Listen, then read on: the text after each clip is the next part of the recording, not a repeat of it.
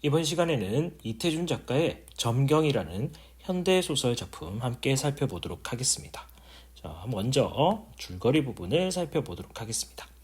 한 아이가 경성에 있는 화신백화점 진열창에서 그 안을 기웃거리다가 쫓겨난다. 자, 그래서 요 한 아이가 주인공입니다. 자, 그리고 줄거리 부분을 살펴보니까 나라는 단어가 보이지 않죠. 그러니까 시점은 전지적 작가 시점이라는 걸 확인할 수가 있겠습니다. 자, 그리고 이 아이의 시선에서 이야기가 전개되고 있기 때문에 초점화된 화자 또는 내적 초점화가 사용되고 있는 소설 작품이다 라고 보시면 될 것 같습니다. 그러니까 특정 인물의 시선에서 그 상황들을 설명하고 그 인물의 심리 위주로 이야기가 전개되는 특징을 가지고 있는 소설입니다. 자, 그리고 아이를 주인공으로 설정함으로써 그 당시에 아이의 그 비극적인 상황과 일제강점기의 비극적인 상황, 가난의 상황을 강조할 수 있고 아이의 순수함을 또 강조할 수 있는 효과가 있습니다. 자, 그리고 경성이라는 단어와 화신백화점이라는 단어를 통해서 일제강점기가 시간적 배경이라는 걸 확인할 수 있습니다. 자, 본문 내용 살펴보도록 하겠습니다. 저건 뭘까? 아이의 눈은 또 쌍꺼풀이 졌다. 과자, 상자들. 아이의 상큼한 턱 아래에는 아직도 여물지 않는 거랭이 뼈가 몇 번이나 오르락 내리락 하였다. 그래서 과자가 먹고 싶은 아이의 모습을 이렇게 묘사하고 있습니다. 4원 20전 저것이 한 상자에 아이는 멍청하니 서서 지전 넉장하고 10전짜리 도입을 생각해보았다. 그리고 그 돈을 생각해보는 마음은 이내 꿈속같이 생길 잃은 머릿속을 지저분스러운 여러 가지 추억을 일으키고 있었다. 자, 그래서 이 돈의 역할은 과거에 가난했던 기억을 떠올리게 하는 매개체 역할을 담당하고 있습니다. 과거를 회상하게 하는 역할인 거죠. 한 달에 80전씩 석다칠 월사금 2원 40전이 빌려지지 않아서 5등으로 6학년에 올라가긴 했으나 보통 학교를 그만두고 만 것. 그래서 공부를 잘하긴 했지만 회비를 낼 돈이 없어가지고 학교에서 쫓겨나고 말았습니다. 좁쌀값 20몇 냥 때문에 아버지가 장날 읍바닥에서 상투를 잡히고 뺨을 맞았던 것. 그리고 어머니가 동생을 낳다가 산후조리를 못했는데 약가 배상이 많다고 의사가 와주지 않아서 멀쩡하게 돌아가신 것. 그래서 이 세 가지 에피소드를 통해서 가난으로 인해서 아이가 겪었던 고난들을 설명해주고 있습니다. 아이는 눈물이 핑 어리고 말았다. 그래서 울긋불긋한 과자깍들이 극락에 가 있는 비단 옷을 입고 있는 어머니로 보였다. 이 과자 상자들은 어머니를 떠올리게 하는 소재다 라고도 볼 수가 있겠죠. 엄마, 아이는 마음속으로 불러보았다. 그래, 걱정 마라. 내가 내 옆에 언제든지 봐줄게. 이 돈으로 무엇이든 사 먹어. 하는 소리가 아이에게는 또렷하게 들리는 것 같았다. 그래, 어디 어머니 하고 둘러보면 그래서 이 부분은 이제 아이가 어머니를 떠올리고 있는 상상 부분이다라고도 볼 수가 있겠죠. 어머니는 간데 없고 요란한 전차 소리만 귀를 때리고 있다. 자, 그래서 이 전차 소리는 이제 상상 또는 과거에서 현실로 돌아오게 하는 매개체 역할을 하고 있고 현실의 냉혹함을 감각적으로 청각적으로 드러내는 소재다라고도 볼 수가 있겠습니다. 그래서 돈, 그 다음에 과자상자, 전차소리 이 세 가지 상징적 소재들의 의미를 정리하고 넘어가면 좋을 것 같습니다. 아이는 자기는 몰라도 남 보기에는 한편 다리를 약간 절었다. 그건 발목의 삔 때문이 아니고 힘에 붙인 먼 길을 여러 날 계속 걸어서 한편 발바닥이 부은 때문이다. 그래서 아이가 다리를 절게 되네요. 오랜 시간 동안 걸어가지고 발이 부어서 절고 있다라고 볼 수 있겠죠. 아이는 방향 없이 길이 생긴 대로 따라 걸은 것이 탑돌 공원까지 갔다.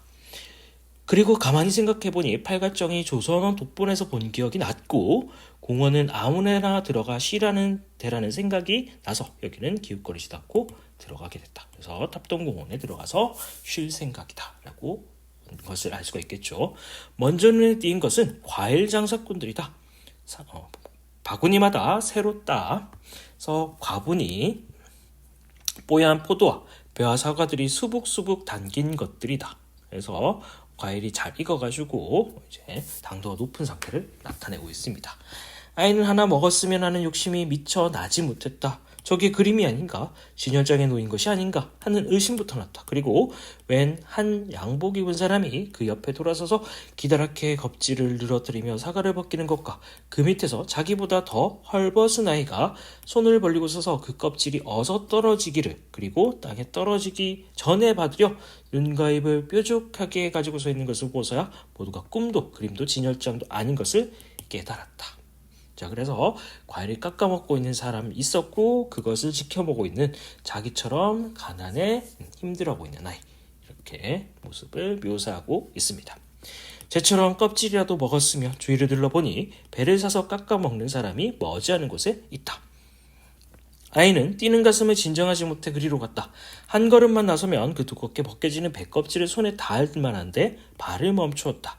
그러나 아이의 손은 저도 모르게 나가는 반대쪽으로 뒷짐이 젖었다. 약간 이거는 마지막 자존심이다라고 볼 수 있겠죠. 아까 관찰했던 아이처럼 손을 내밀고 사과 껍질을 받으려고 하는 게 아니라 뒷짐을 지고 자기는 그래도 그 아이처럼 너무 절실하지 않다라는 걸 이제 무의식적으로 드러내고 있습니다. 배껍질은 거의 칼에 떨어지려고 하는데 아이는 뒷지형을 젖은 손은 좀처럼 떨어지지 않는다. 아이는 배를 깎는 사람을 쳐다보았다. 조선 두루마기에 빛이 낡은 메꼬모자를 쓴 어른인데 눈이 조그맣고 팔자수염이 달린 얼굴이다. 외양을 묘사하고 있습니다. 저 사람이 내가 이렇게 배고픈 걸 알아줬으면, 그래서 껍질이라도 먹으라고 주었으면 하는데 그 팔자수염이 한번 찡긋거리더니 입을 열리더니 맑은 물방울이 뚝뚝 떨어지는 배 한편을 모서리에 덥석 물어 댄다. 아이는 깜짝 놀래 그 사람 발을 내려다보았다. 저런! 아이는 소리를 지를 만큼 실망하였다. 그 두껍게 벗겨진 배껍질이 그새 흙에 떨어졌을 뿐만 아니라 그 사람의 넓적한 구둣발로 그것을 이기고 있었고, 작은 두 눈을 해끗거리며 이것을 바라고서 써하는 듯한 멸시를 아이에게 던지는 것이다. 그러니까 자기가 먹지도 않을 것인데 아이가 못 먹게 일부러 이렇게 배껍질을 망가뜨려 놓은 상태죠. 그래서 아이는 이 행동을 이해할 수가 없습니다. 아이는 얼굴이 화끈해서 부끄러져서 그 사이에 물러선다. 무슨 까닭일까? 아이는 낙엽이 떨어지는 백양나무 밑으로 가서 생각해 보았다. 암만 해도 모를 일이었다. 그래서 이 부분 아까 얘기했듯이 아이를 주인공을 설정함으로써 비극성과 순수성을 강조하고 있습니다. 자기가 먹지 않고 버리는 건데 남도 못 먹게 할 것은 무엇인가? 아이는 한참 만에 까무러지는 정신을 이상한 소리에 다시 눈을 크게 뜨고 가다듬는다. 왜 키가 장승같이 큰 서양 사람 남녀가 서 있었는데 남편인 듯한 사람이 도시락만한 새까만 가죽값을 안고 거기에 붙은 안경만한 유리를 저한테 향하고 손잡이를 돌리는 소리였다. 사진을 찍고 있었던 거죠. 아이는 얼른 일어서서 옆을 보았다. 옆에 아이, 아까 그 아이는 저보다 헐벗은 아이가 역시 어디선지 사과 껍질을 하늘 흔들고 와서 질겅거리고 있다. 가만히 보니 그 서양 사람이 알지 못할 기계의 유리알은 자기와 그 애를 번갈아가며 향하면서 소리를 내고 있다. 아이들은 그게 활동사진 기계인 줄은, 그리고 그 서양 사람들이 본국으로 자기 나라로 돌아가 그들의 행복된 가족을 모여 앉히고 놀릴 것인 줄은 알 리가 없다. 그래서 역시 비극성이 강조되고 있습니다. 그러나 이 아이는 그 알지 못한 개의 눈알이 자기를 쏠 때마다 왜 그런지 무섭다. 그래서 일어나 달아나려 하니까 웃김하고 있던 서양 여자가 손을 들어서 새빨간 지갑을 열더니 은전 한 입을 내던졌다. 동정을 베푼 거죠. 돈. 그때 아이는 비수 같은 의식이 머릿속을 스치자 나는 듯 굴러가는 돈으로 달려들었다. 그러나 오전 한 입에 달려드는 것은 자기만 아니었다. 그 사과 껍질을 먹고 섰던 아이는 물론 웬 시커멓게 생긴 어른도 하나가 달려들었고, 그 어른이 직가다비 신은 낡은 신발은 누구보다 먼저 그 백동전을 눌러 덮치었다. 두 아이는 힐끔하여 원망스럽게 그를 쳐다보았고, 쳐다보니 돈을 밟은 직가다비 발의 임자는 의외도 돈을 얼른 지불이 하지 않고 그냥 기계만 틀고 서 있는 서양 사람을 금방 달려들어 멱살이나 잡을 듯이 부릅뜬 눈으로 노려보고 있는 것이다. 그러니까 이 사람은 단단히 화가 난 상태라는 걸 알 수가 있겠네요. 그러니까 서양 사람 부부는 이내 기계를 아는 채 돌아서서 다른 데로 갔고, 이 사람은 그제서야 돈을 집더니 무엇하고 중얼거리면서 한 길 쪽으로 보이지 않게 돈을 던져버렸다. 그러니까 이것도 이제 자기가 돈을 가지지 않을 것임에도 돈을 다른 데로 던져버리는 행동을 통해서 이해할 수 없는 어른의 행동의 두 번째가 나타납니다. 그러면 이 어른은 이제 자존심을 내세운 거죠. 우리를 동정하지 마라, 우리를 거지로 여기지 마라라는 이제 무언의 행동을 하게 된 것이다라고 추측해 볼 수가 있겠습니다. 자, 그리고 역시 흙인 눈으로 두 아이와 모여선 사람들을 돌려보더니 그도 다른데 어정어정 가버렸다. 웬일일까, 웬 사람인데 마음 씀씀이니까 그 지경일까. 아이는 이것도 모를 일이었다.